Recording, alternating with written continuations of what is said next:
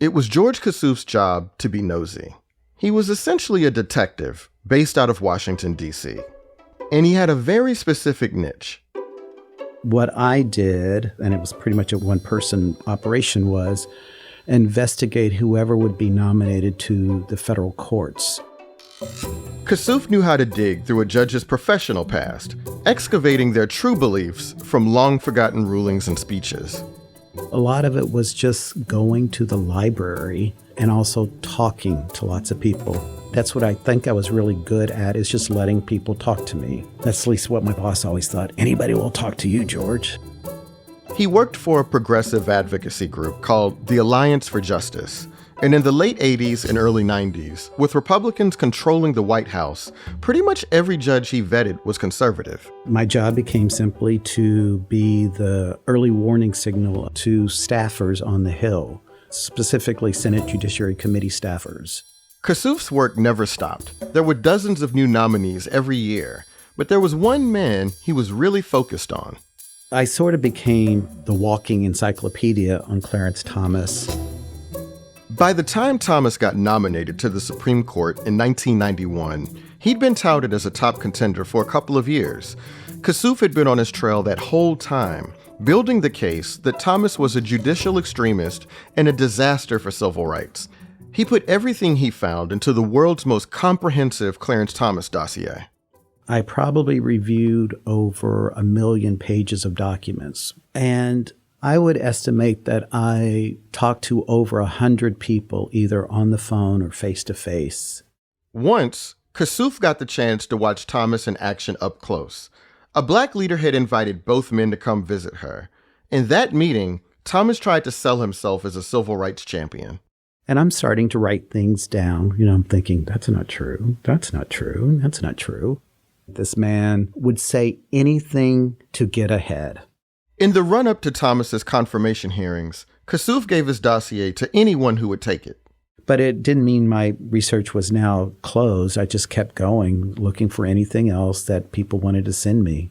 In July 1991, Kassouf was at a meeting when he got a call from a friend.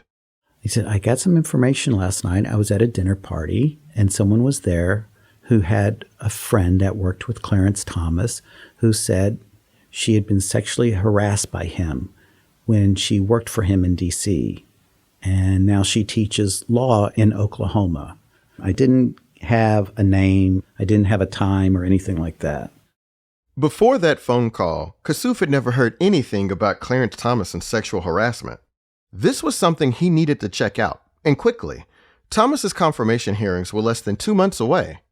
If I didn't have Google, I had lots of phone books and directories. So I went to a directory I had of all law professors in the United States, looked at the various law schools of Oklahoma, found the name of some women, looked at each one's biography, and I found, she was there at the Office of Civil Rights at the Department of Education at the same time. And she worked at the EEOC at the same time. And here's her office phone number, and that was it. Her name is Anita Hill.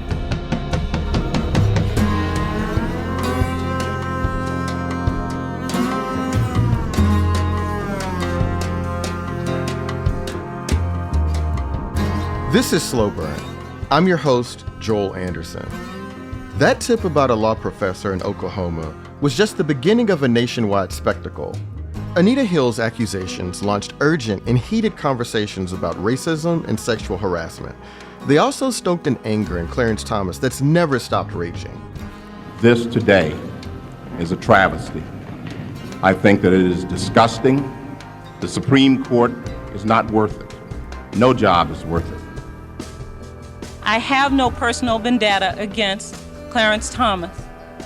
But when I was asked by a representative of this committee to report my experience, I felt that I had to tell the truth. I could not keep silent. This is our season finale, Episode 4, A National Disgrace.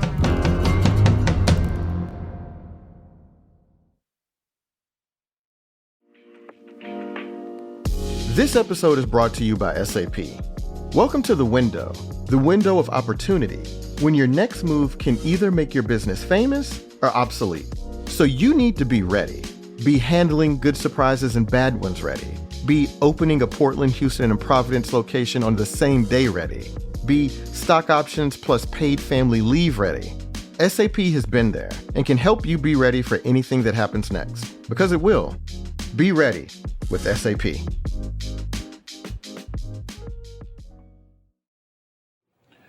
All right, so now let me look a little bit from your life and history. You are somewhat of an enigma, which brings us to the question of what is the real Clarence Thomas like, or what will the real Clarence Thomas do on the Supreme Court if he is confirmed?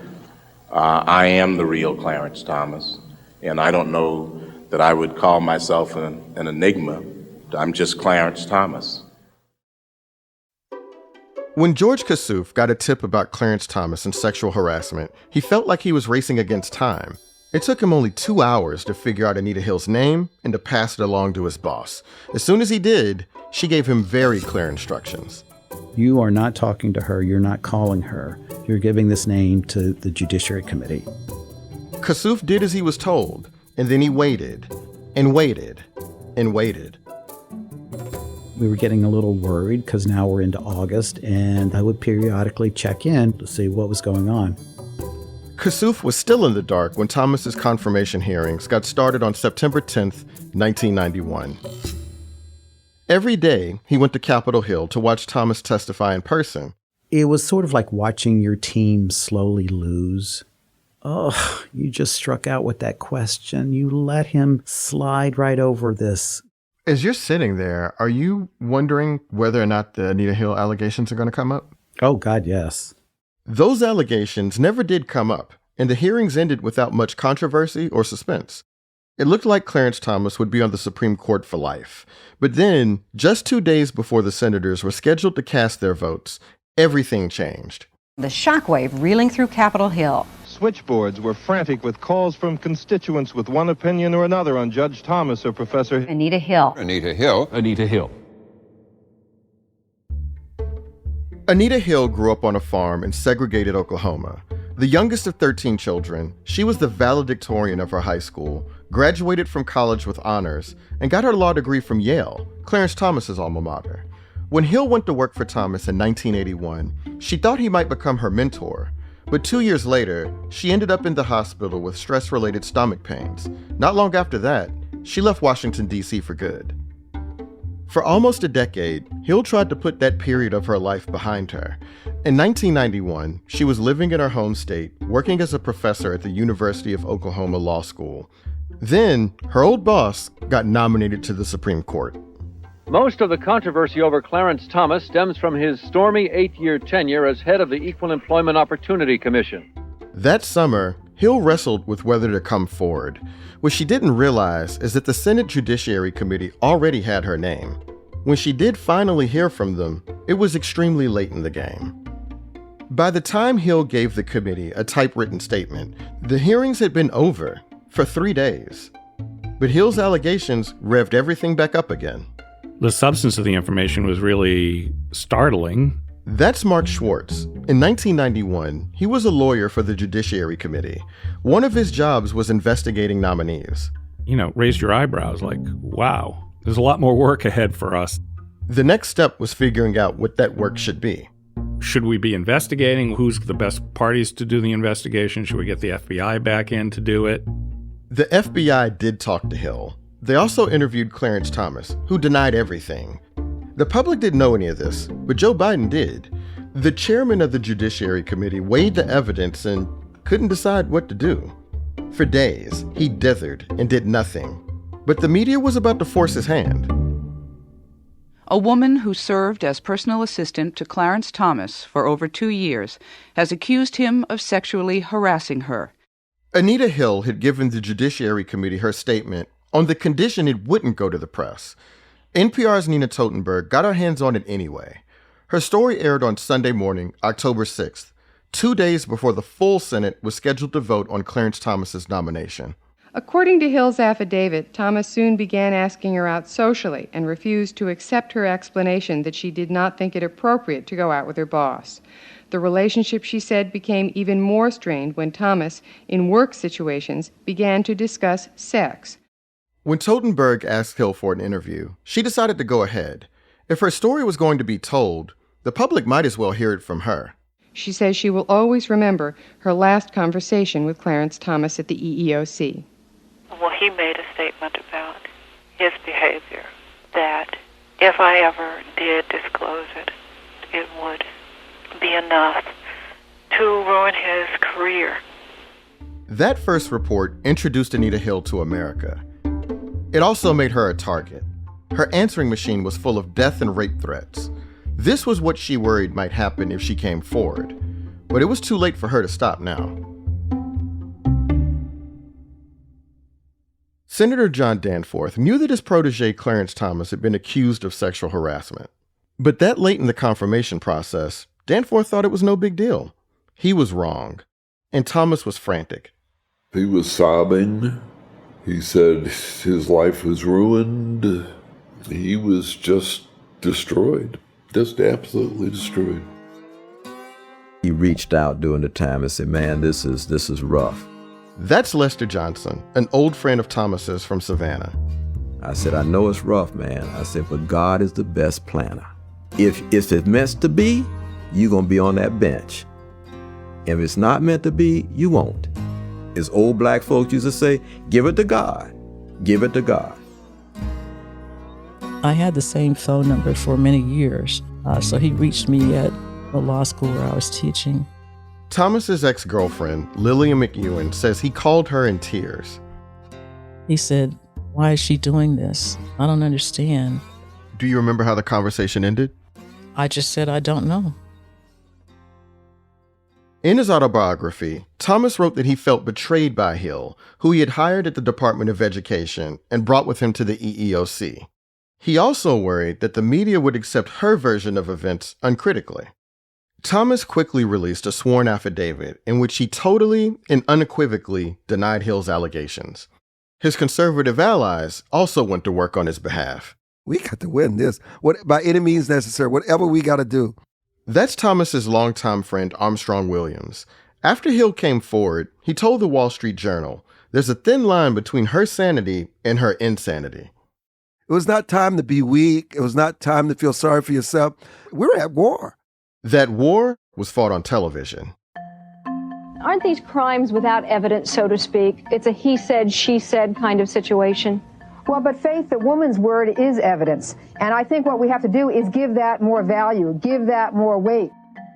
There was also a battle on the Senate floor. Democrat Barbara Mikulski, one of only 2 women in the chamber, called for a full investigation.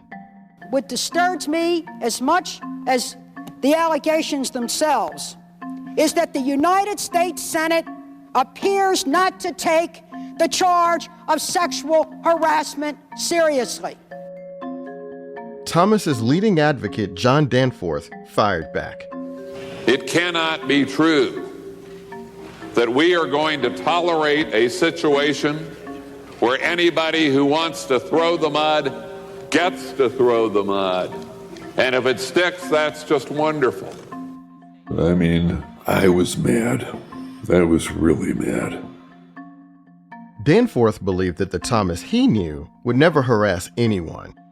I wanted him to win, not just because I wanted to be on the Supreme Court. That seemed beside the point. But I wanted him to have some sense of vindication and restored pride. But it wasn't clear how to get him that vindication. An immediate vote without reopening the hearings might help Thomas because his confirmation had seemed like a shoo-in. Or maybe it would hurt him, since he wouldn't get a chance to rebut Anita Hill publicly. The Senate's leaders have been meeting all afternoon trying to decide how to proceed, but there's so much confusion here now because of all these counter charges and charges. No one can say for sure what's about to happen. The truth was, Thomas and his defenders weren't in control. In 1991, the Democrats had a big majority in the Senate, 57 seats to the Republicans' 43. That meant they had most of the power, if the chairman of the Judiciary Committee wanted to use it. But Joe Biden had been slow to act ever since Anita Hill came forward, and now he was desperate to find some kind of compromise. In the beginning, voting against Judge Thomas was considered a very dangerous vote politically. Now it appears voting for him is dangerous. So the Senate, I think, is looking for a safe way out. Biden decided to reopen the hearings almost immediately on Friday, October 11th. Clarence Thomas and Anita Hill would both testify. And then, no matter what, the Senate would vote on Thomas's confirmation 4 days later. Those ground rules guaranteed that there would be no comprehensive investigation. The Democrats were really completely outmaneuvered by the Republicans. That's Jill Abramson, the co-author of Strange Justice. She says that wasn't the end of Biden's concessions. He also agreed to limit the scope of the hearings. The senators could only ask about sexual harassment, not anything else about Thomas's personal conduct. And while Thomas was protected and bubble wrapped, there were no ground rules for Anita Hill. And there was one more thing. Thomas would testify first and last. He'd speak before Hill and have the last word. On the morning of October 11th, Clarence Thomas and his wife Jenny headed to John Danforth's Senate office. In the hours before the hearing, Danforth led the couple and his wife Sally in prayer, and then he had another idea. So I said at the end, this might seem corny to you, but follow me. Danforth led them into the bathroom, where the acoustics were better. I had a tape machine, and I had teed up a Mormon Tabernacle choir singing Onward Christian Soldiers. Onward Christian soldiers, marching us to war. He was holding my hand. We were all four holding hands, and his eyes were closed. It was an effort to try to strengthen him. That wasn't the only effort to lift Thomas's spirits during the hearings.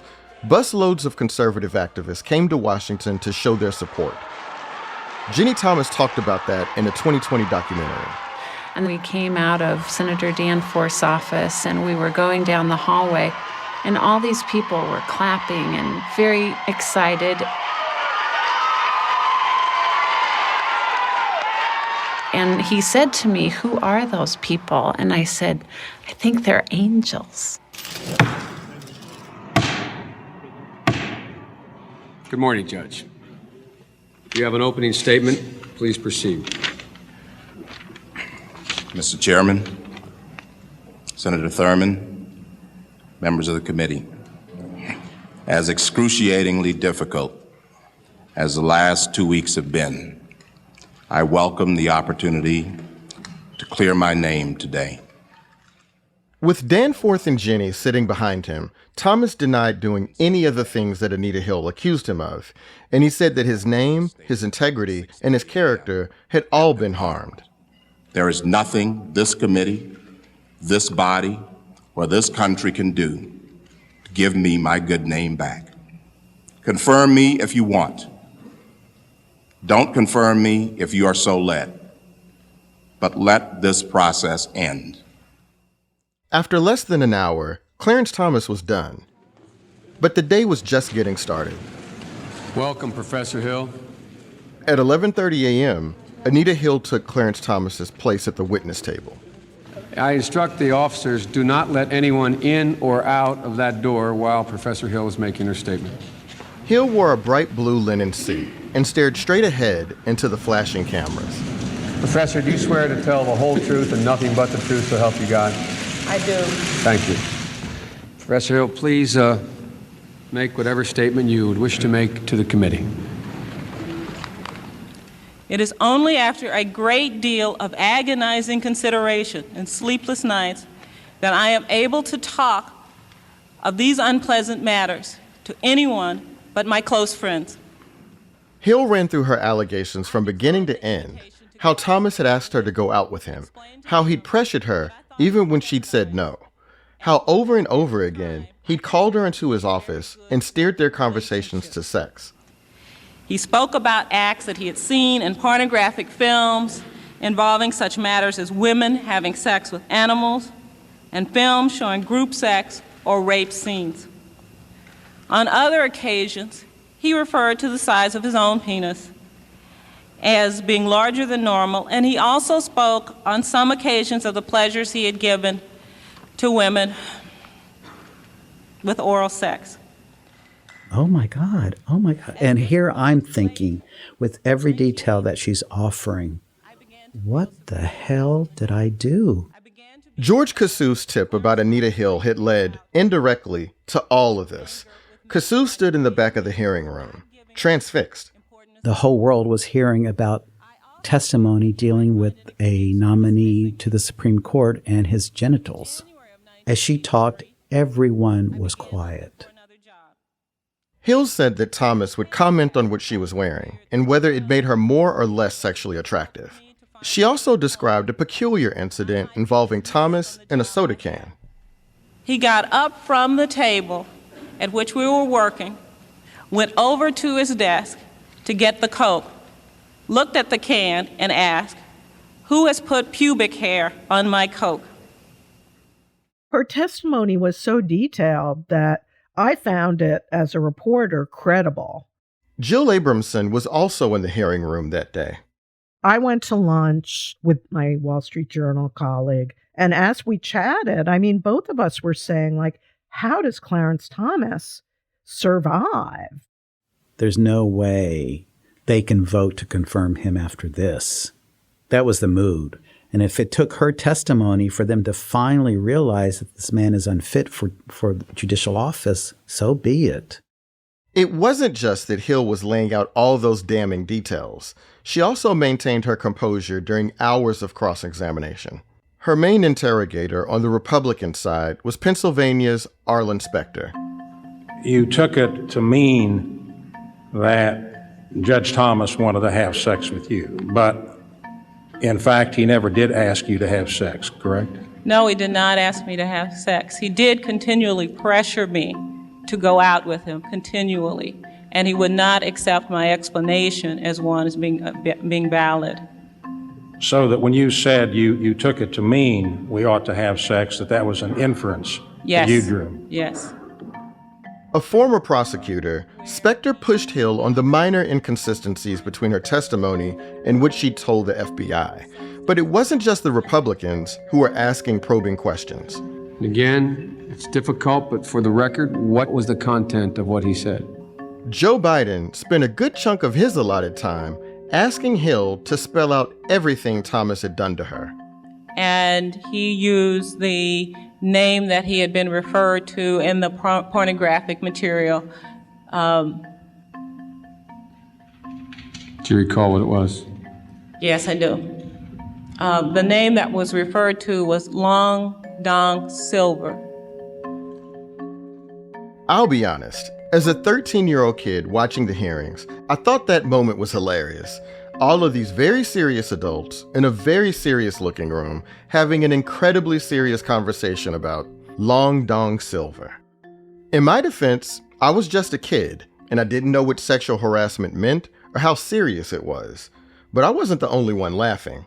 Here's how Saturday Night Live kicked off that weekend. The committee calls its next witness. Sir, would you please state your name? Long Dong Silver. In the early 90s, Anita Hill was up against a culture that barely recognized workplace sexual misconduct. A big problem is the way some men and women view the same situation. In the case of Judge Thomas, that's something that happened 10 years ago, allegedly happened 10 years ago. I think to bring it up now is completely unfair and out of line. I don't think there is any man who can actually feel what a woman feels if she perceives herself as having been harassed. On the Senate Judiciary Committee, there was no difference in how men and women viewed things. That's because there were no women on the committee at all. And skepticism about sexual harassment crossed party lines. Dennis DeConcini, a Democrat from Arizona, said there was ample cause to question Hill's credibility. If you're sexually harassed, you ought to get mad about it, and you ought to do something about it, and you ought to complain.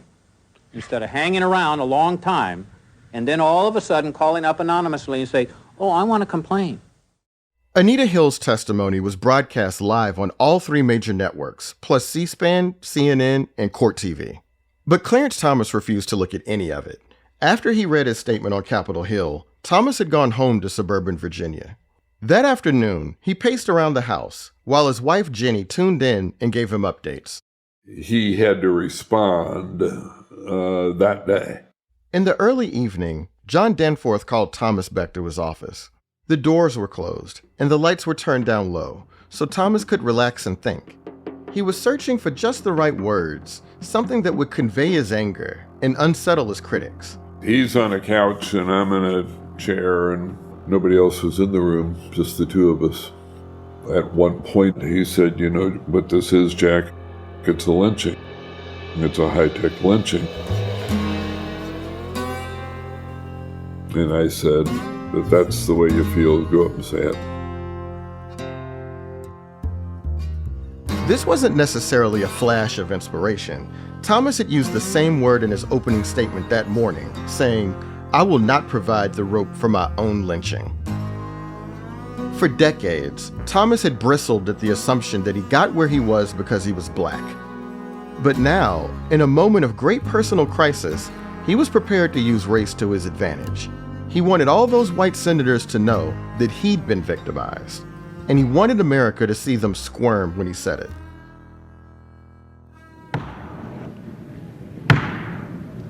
Committee will please come to order. Judge, it's a tough day and tough night for you, I know. It was after 7 p.m. when Thomas sat back down at the witness table. He started speaking before Joe Biden could even finish asking him a question.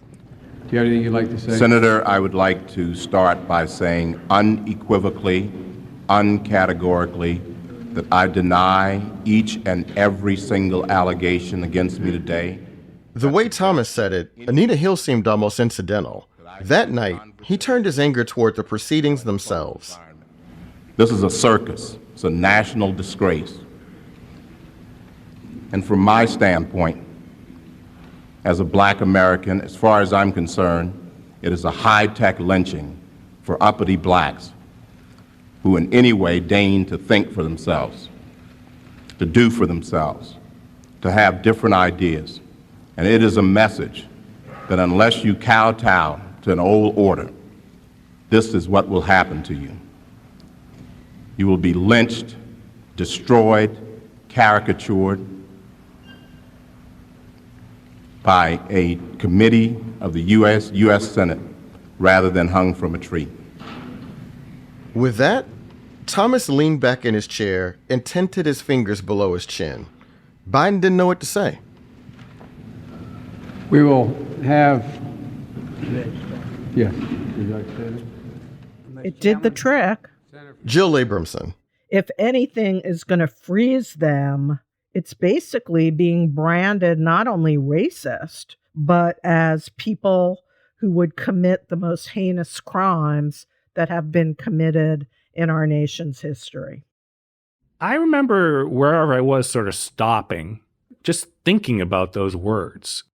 Judiciary Committee lawyer Mark Schwartz was in a room just off the main chamber listening in.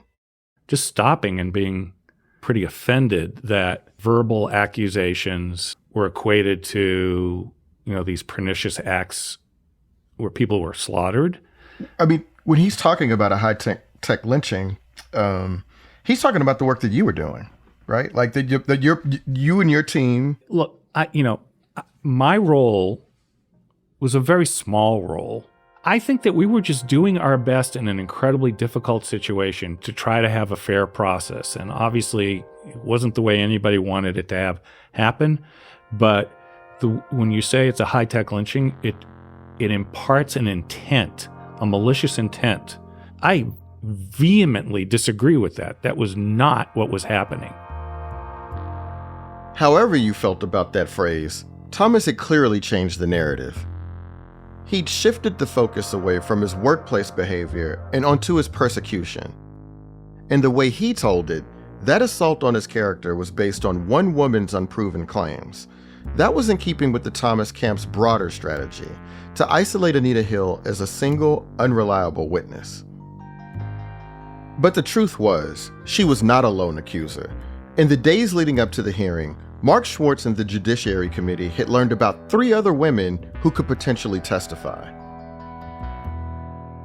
Thomas's opponents on the committee now had a lot more ammunition. The only question was, would they use it? We'll be back in a minute.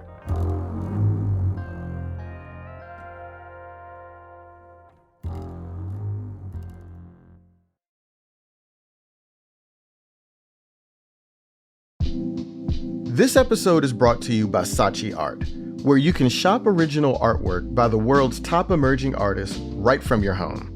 Just like the enduringly relevant history we talk about on Slow Burn, art has this incredible ability to be a product of its own time and maker, while also being timeless and universal. For more than a decade, Saatchi Art and their team of experts have helped art enthusiasts around the world discover art they love, from one-of-a-kind abstracts and gorgeous landscape paintings to sculptures, photographs, and much more. With their vast collection and intuitive search options, finding the perfect artwork has never been easier. And Saatchi Art takes care of everything. You'll enjoy hassle-free delivery and a 7-day money-back guarantee. Slow Burn listeners get 10% off their first order with code SLATE. Just go to SaatchiArt.com and enter SLATE at checkout. That's SAATCHI art.com, code SLATE. Discover one-of-a-kind art you love today and support emerging artists around the world. Go to SaatchiArt.com.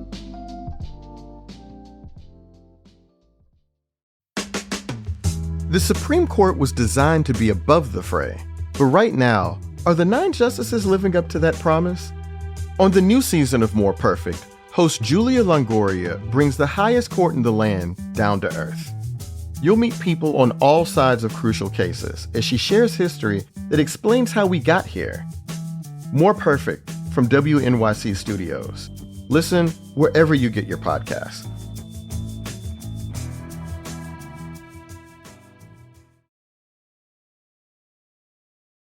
Millions of Americans had watched Anita Hill describe what Clarence Thomas had done to her and how it made her feel. Some of them thought she was a liar. Others thought she was brave. Sukari Hartnett thought she could help. I really felt so sorry for Anita Hill and so proud of her. And I just knew that somebody needed to come to her aid to corroborate what she was saying because she was telling the truth. You heard from Hartnett in our previous episode. She worked for Thomas at the EEOC, starting 2 years after Hill's departure. What she said was exactly what he'd done when I was there. She wrote a brief statement about her experience working with Thomas. Dear Senators, I worked as a special assistant to Clarence Thomas at the EEOC from 1985 to 1986. Hartnett, who's an attorney, asked the dean of her law school to help her draft the document. If you were young, black, female, and reasonably attractive, you knew full well you were being inspected and auditioned as a female. Hartnett's statement got passed along to the Senate Judiciary Committee. I felt obligated to communicate this in writing in order to put this on the record publicly. Sincerely, Sukari Hartnett. She was careful to say that she didn't believe Thomas had harassed her. We thought that it would be better if that wasn't a part of the letter, and that it would be better to just talk about my experiences to support what Anita Hill was saying. She was just one of the women who were willing to share their experiences working with Clarence Thomas. If the Senate Judiciary Committee asked them to testify, it seemed possible, maybe even likely, that his nomination would be sunk. I remember being in my office in the Senate office building. Mark Schwartz again. Someone came to me with a piece of paper with a woman's name on it, with a phone number, and the woman's name was Angela Wright. You also heard about Wright in our last episode. She was the public affairs director at the EEOC. She said that Thomas told her that the hair on her legs was sexy. He also showed up uninvited at her apartment. And then, in 1985, he fired her. 6 years later, Wright was working as an editor at the Charlotte Observer. Schwartz got her on the phone 2 days before Anita Hill was scheduled to testify. She wouldn't know who I was from a hole in the wall, so I introduced myself. I said, who I worked for. I asked her if she had some time to answer some questions, and she said she did. Schwartz found that Wright was a lot scrappier than the poised and serene Anita Hill. She told him that Thomas was like an annoying fly, but she sounded like a credible witness. She was pretty specific about some of the comments that the nominee had made. So I, at the time, was remembering I better take really good notes because this is going to be important. Schwartz asked Wright if she would be willing to come to Washington to testify. She said no. She was a working journalist and didn't want to put herself at the center of a news story. Schwartz thanked her and told her he would follow up. Then he rushed over to Joe Biden's office. He was very respectful, listened very carefully, but I don't think it was the kind of thing where he was like happy that I was there. Because usually people who are showing up from my unit to brief him, it's like we're only doing it because there's some swirl going on. The day after that meeting, federal marshals showed up at Wright's house. They came with a subpoena, compelling her to fly to Washington right away. Back in D.C., Schwartz was continuing to work the phones. There was a woman who I actually ended up interviewing, Rose Jourdain was her name, who provided some very strong corroboration. Jourdain had been Wright's confidant at the EEOC. Wright had told her about Thomas's behavior and even asked her to stick around the office until Thomas left in the evenings. I felt actually pretty bad about having to engage in a telephone interview with her because she was in a lot of pain. In October 1991, Jourdain was bedridden in the hospital.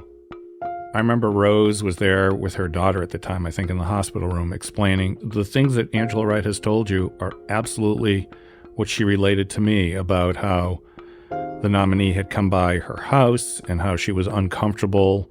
And she was very emphatic and solid in her statements. In spite of her condition, Jourdain said she'd be willing to testify.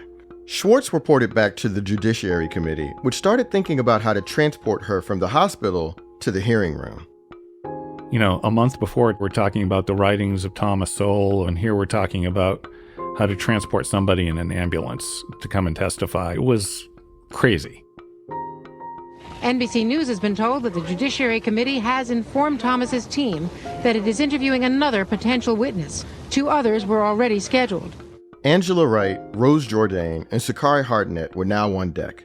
The minute one of them testified, Anita Hill would no longer be alone.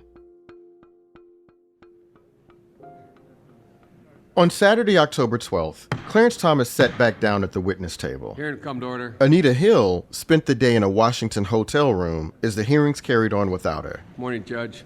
And it didn't take long for them to go totally off the rails.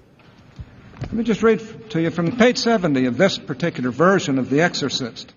The Republicans on the Judiciary Committee were doing everything they possibly could to discredit Hill, accusing her of being a scorned former lover, or a lesbian, or a radical feminist, or, in the case of Utah Senator Orrin Hatch, accusing her of stealing material from the best-selling novel, The Exorcist. Dennings had remarked to him in passing, said Sharon, that there appeared to be, quote, an alien pubic hair floating around in my gin, unquote. I mean, where they thought there's a connection to The Exorcist, I don't know. Jill Abramson. The question seemed to be saying, well, clearly you plagiarized the allegation that Thomas asked her, who put pubic hair on my can of Coke? What do you think about that, Judge? Senator, I think this whole affair is sick. I think it's sick, too. I don't think I should be here today. I don't think that this inquisition should be going on. The inquisition kept on going, and it wasn't directed at Clarence Thomas. Her statements and actions in my presence were, in my opinion, yet another example of her ability to fabricate the idea that someone was interested in her when, in fact, no such interest existed. On Sunday, October 13th, the committee called a man named John Doggett to testify. Doggett was Clarence Thomas's Yale Law School classmate, and he'd met Anita Hill when they were both working in Washington, D.C. Now, Doggett told the Judiciary Committee that Hill had been obsessed with him.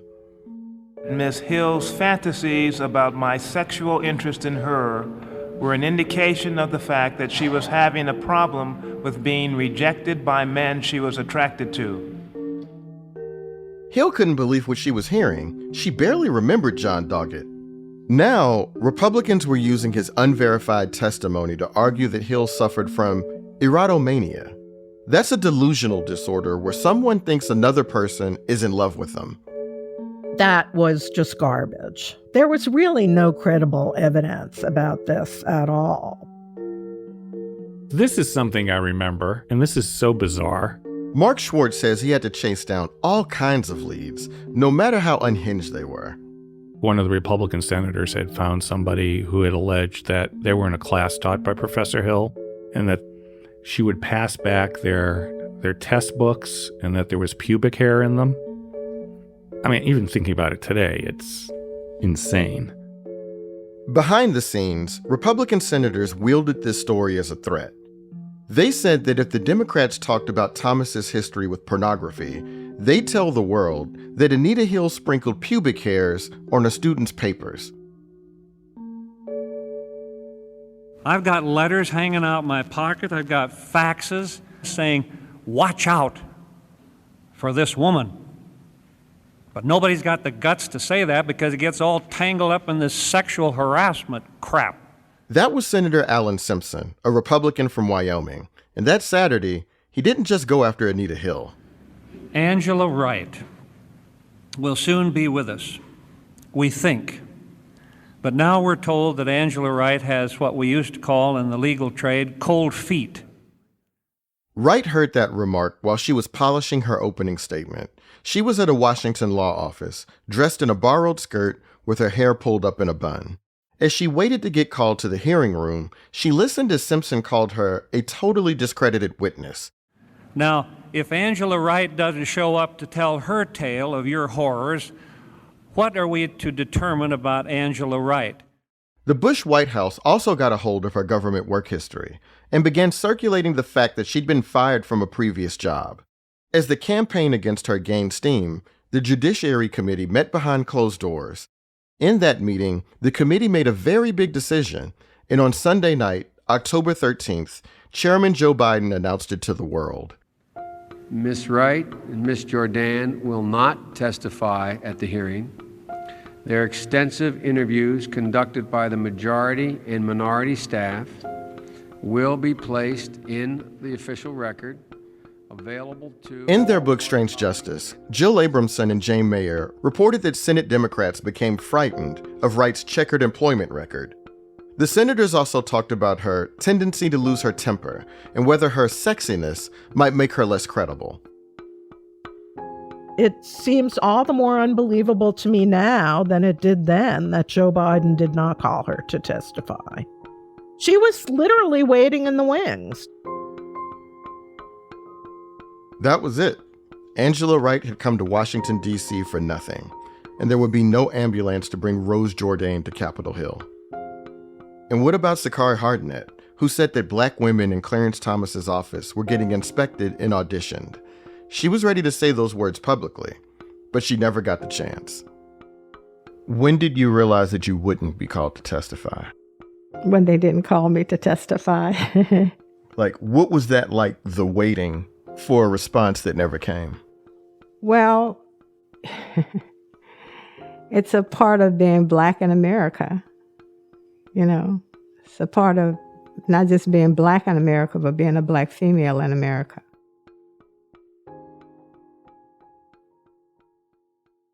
So how do you feel about the fact that those women didn't get to tell their stories on camera in front of the committee? Like, do you think it might have changed things?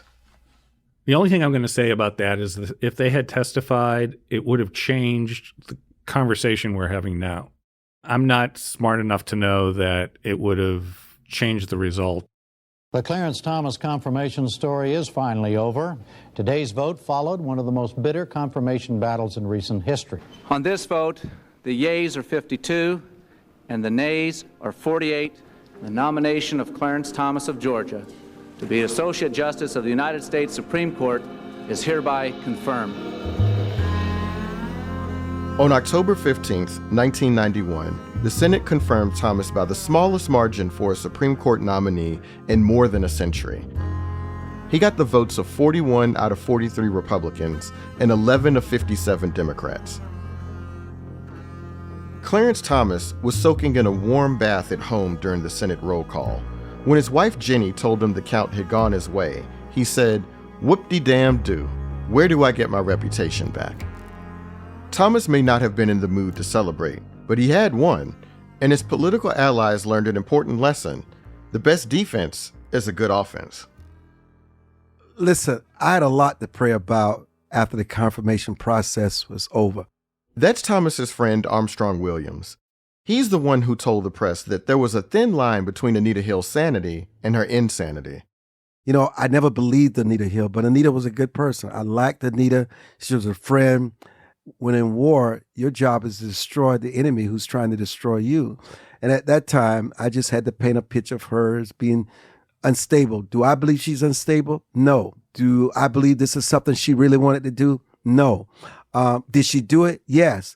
And so in doing that, other things were unleashed that had to be done in order to save my man. After everything she'd gone through in Washington, D.C., Anita Hill went back home to Oklahoma to watch the confirmation vote. When it was over, she told reporters that she was disappointed, but not surprised. That same day, she started getting a bulk delivery of letters, up to 3,500 pieces of mail in each shipment. Many were from women who'd lived through sexual harassment and didn't know who else to tell. And she has kept that famous blue outfit that she wore, along with the thousands upon thousands of letters of support.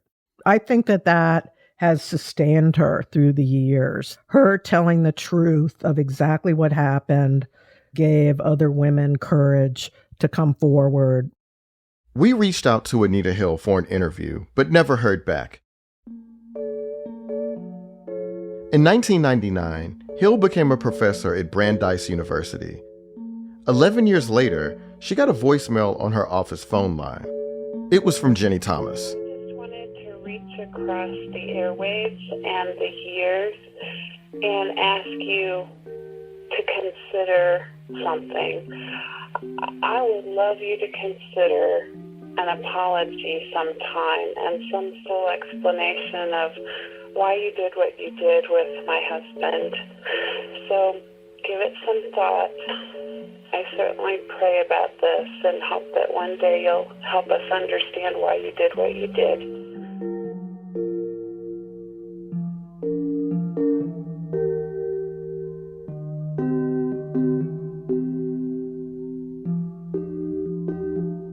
We'll be right back.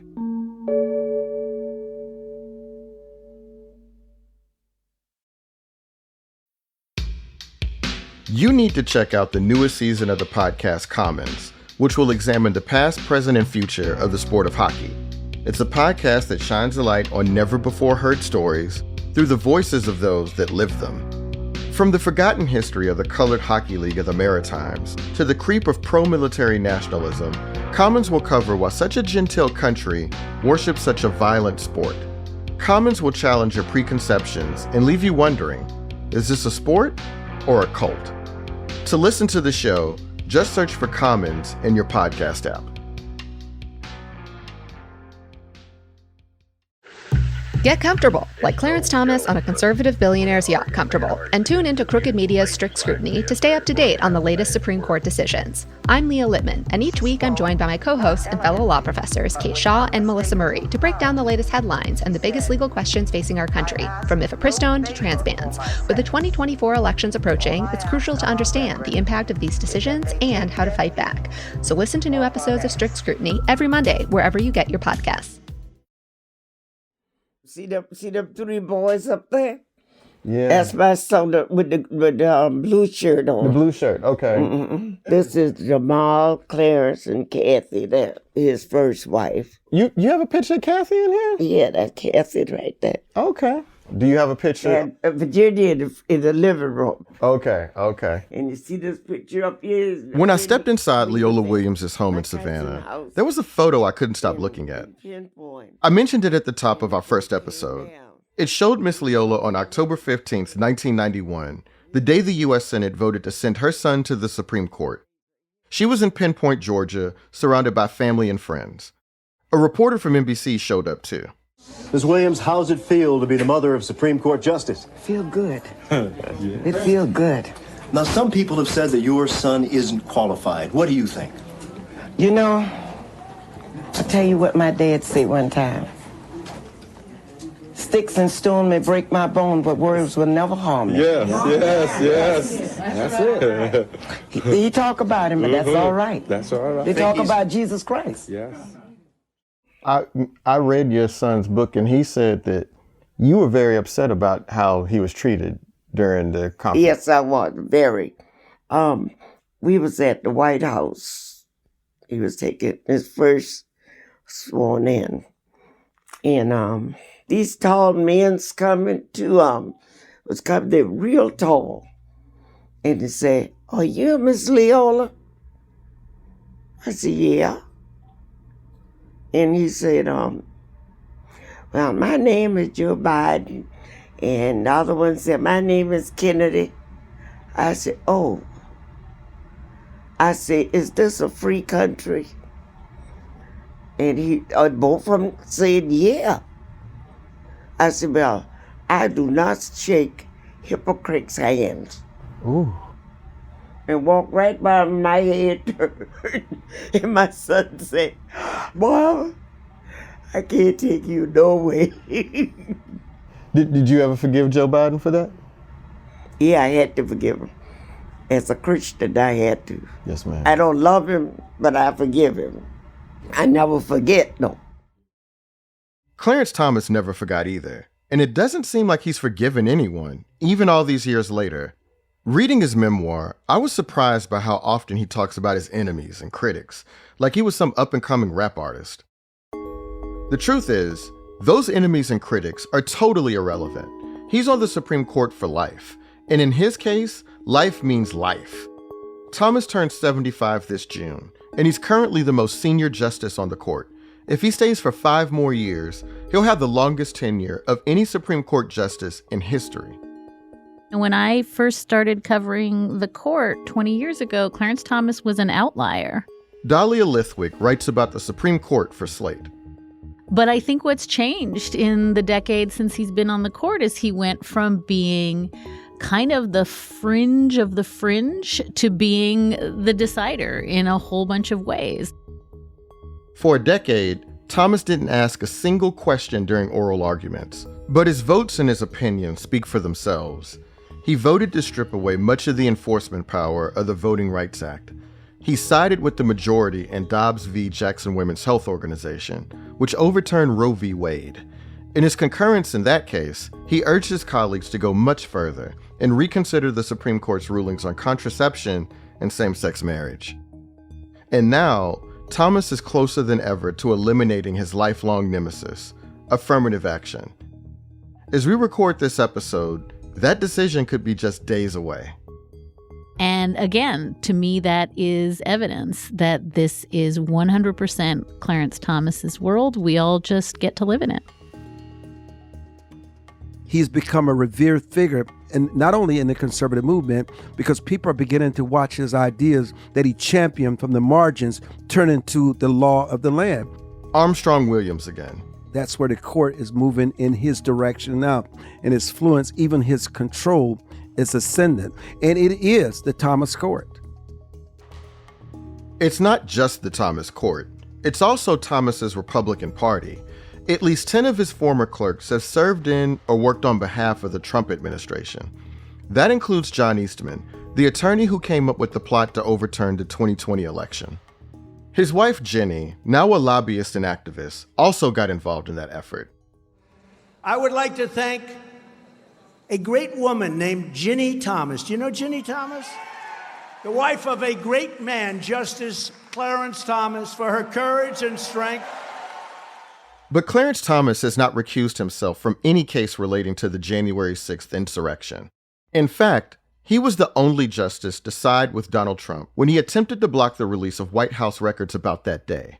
Thomas has also accepted gifts worth hundreds of thousands of dollars and didn't disclose them. I'm just taken aback. You know, I think the young Clarence Thomas that I knew would think that this was not in keeping with ethical behavior. That's journalist Juan Williams. He's been covering Clarence Thomas for more than 40 years. I just think that's not good for Clarence Thomas. I think it's not good for the Supreme Court. I think it's not good for our democracy.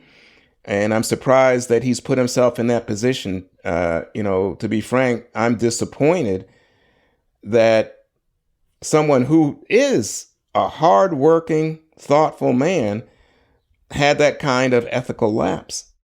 Thomas did work very hard to get where he is today, but he's also had a lot of help from John Danforth and George H.W. Bush and Harlan Crow, the Texas real estate magnate who's flown Thomas around the world on his private jet and paid for his grandnephew's private school tuition.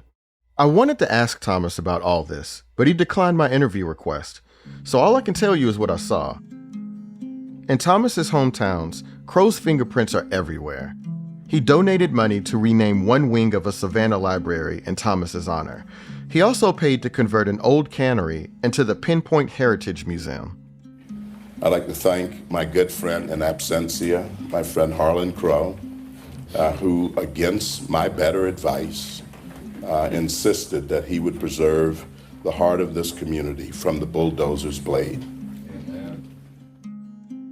Clarence Thomas loathes welfare. He thinks affirmative action is demeaning, but there's no denying that Thomas's white conservative friends have elevated him at every step.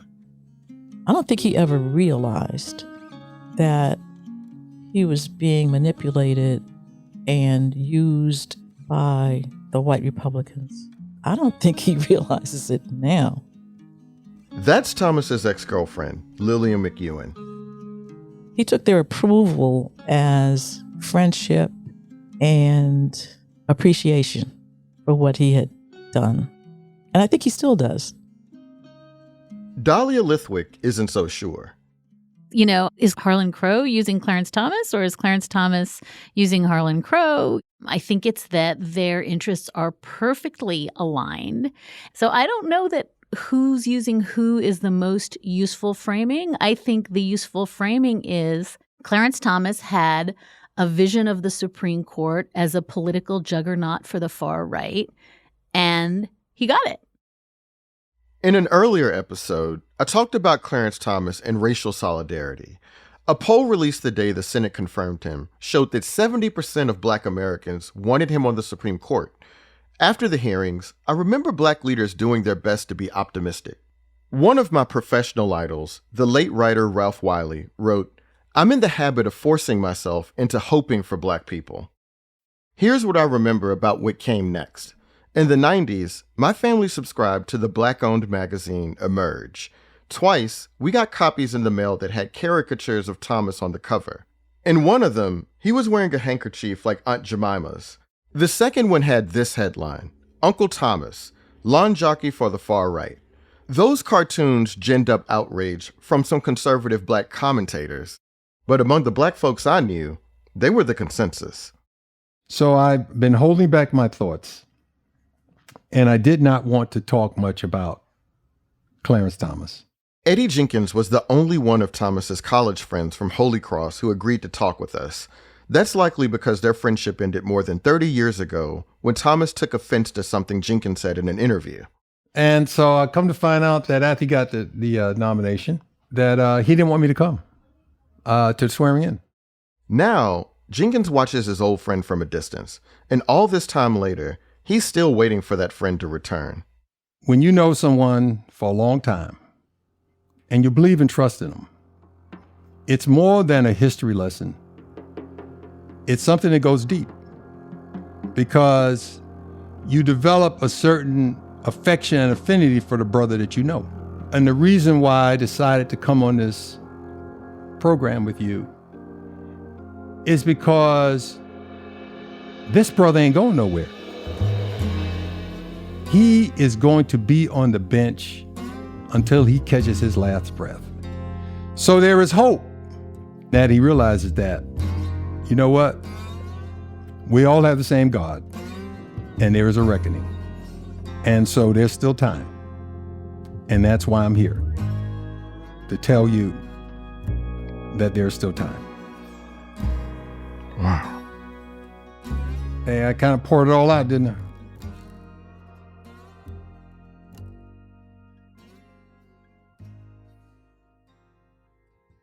Would you ever want to live in Pinpoint? I'd rather stay here. Leola Williams' father, Myers Anderson, built the modest home she now lives in way back in the 1950s. In 2014, Harlan Crow bought it. The street used to be bad. What do you mean? Drugs and stuff. Mm-hmm. But They don't do it anymore, and they tear down all those houses, and we don't have those people on the street anymore. If she enjoys the neighborhood now, it's at least in part because Crow helped fix it up. Her property was one of several that Crow's company bought on the same street. His company later sold those other lots, and they've since been replaced by upscale homes. I'm so glad I got to see the famous house, man, that he built with this. I mean, that's just unbelievable, by the way. I wish you would clean, but I could do so much, but... No, your house is great. What are you talking about? I look in the living room right on this side. On my way out, I took a bunch of pictures and jotted down some details so I wouldn't forget. There was the lived-in den with a pair of old recliners, a tidy living room that no one seemed to spend much time in. The china cabinet in the corner, a large painting of Jesus carrying a fallen black man on a deserted beach. The home felt warm and it felt familiar. If you're around my age and grew up black in America, it would probably feel familiar to you too. This could have been my grandmother's house or your grandmother's. Yeah. Okay. That's my boy. All right. Well, I mean, you know what, Miss Lola, I think I done held you for so long, and I'm so glad I got to see you and meet you. Glad to see you. You take care of that baby. Oh, I will. Miss Leola and I had gotten to talking about my baby boy, and before I left, she insisted on seeing a video. I'll show you this little video of him. Oh, look at that. Look at Listen. Ain't that cute? He's looking for his daddy. Yeah, he's looking for me. You better get back to that baby. He's not used to me being gone. Harlan Crow said he wants to preserve Miss Leola's house as a historic site, and it legitimately is one. It still looks as sturdy as it must have when Clarence and his brothers showed up on the doorstep as children, with their possessions and a pair of grocery bags. You know, I can remember being herded into our little den. It's where the Motorola TV was, and we all had to watch what was going on in Little Rock and being horrified.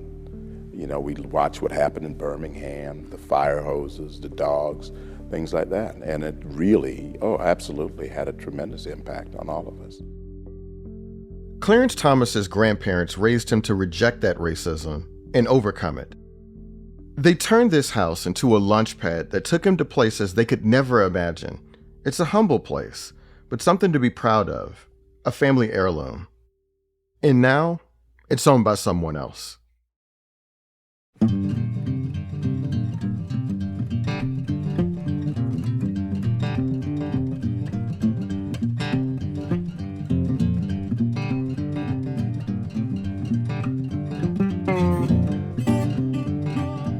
Slow Burn is produced by Sophie Summergrad, Sam Kim, Sophie Kodner, and me, Joel Anderson. Josh Levin is the editorial director of Slow Burn. Derek John is our executive producer.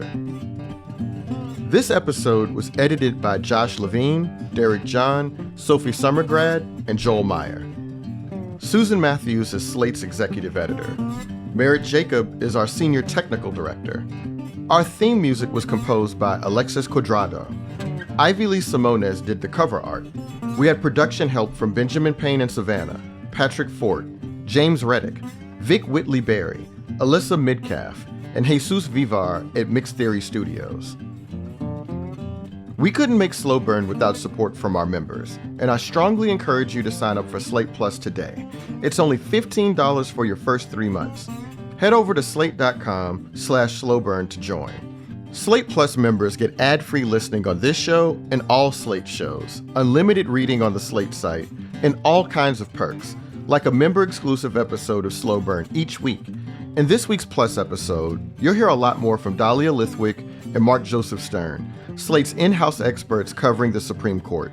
They talk about how Thomas's path to the court continues to influence his rulings on the court. If you're looking for breaking news analysis of everything going on with the Supreme Court right now, you can also find Mark and Dahlia on Slate's legal podcast, Amicus. Amicus has new episodes every Saturday this month to tell you all about the big decisions being released this SCOTUS term. There'll be special episodes for Slate Plus members too. Special thanks to Janae Desmond Harris, Emily John, Jessica Seidman, Paul Summergrad, Danielle Conley, Robert Wilson, Michael Fletcher, Rachel Strom, and Slate's Christina Cauterucci, Evan Chung, Kelly Jones, Katie Shepard, Caitlin Schneider, Cleo Levin, Bill Carey, Seth Brown, Katie Rayford, Daisy Rosario, Hillary Fry, and Alicia Montgomery, Slate's VP of Audio. Appreciate y'all listening to our show.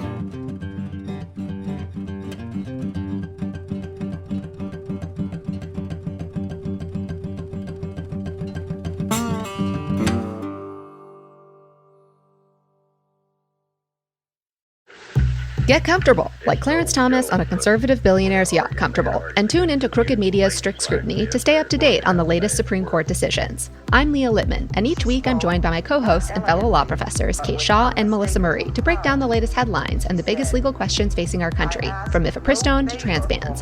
With the 2024 elections approaching, it's crucial to understand the impact of these decisions and how to fight back. So listen to new episodes of Strict Scrutiny every Monday, wherever you get your podcasts.